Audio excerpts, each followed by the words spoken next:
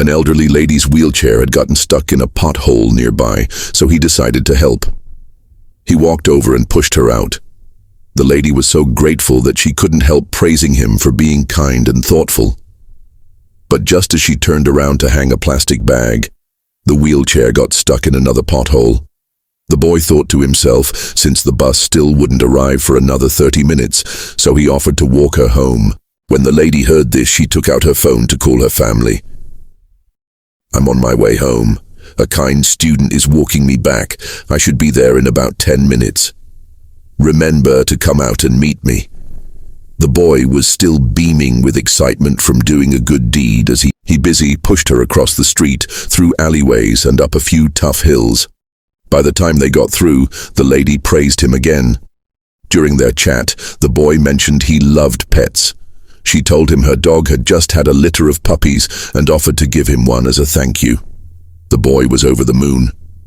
But when they reached the building where she lived, his excitement faded into unease. It was a run-down, abandoned apartment complex. He started to grow wary.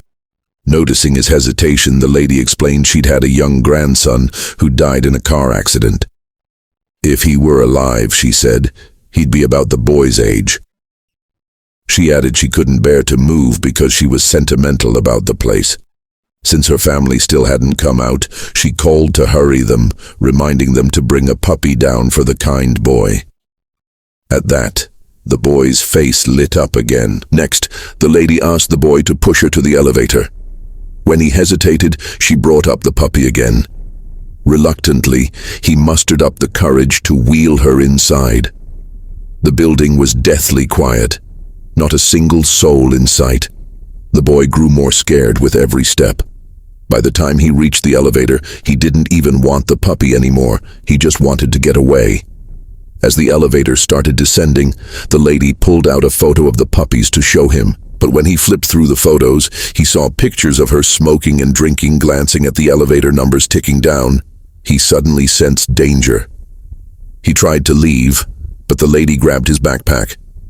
The elevator had already reached the second floor, so he decided to ditch his bag and run, only to have the lady stand up suddenly and push him to the ground. He scrambled to his feet, but by then, several burly men had stepped out of the elevator. The boy ignored the pain from his fall and sprinted toward the exit.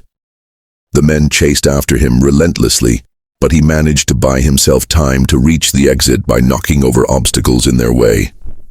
Just when he thought he was safe, the man who'd been next to him at the bus stop was waiting for him at the exit. The man clamped a hand over the boy's mouth and dragged him back into the abyss.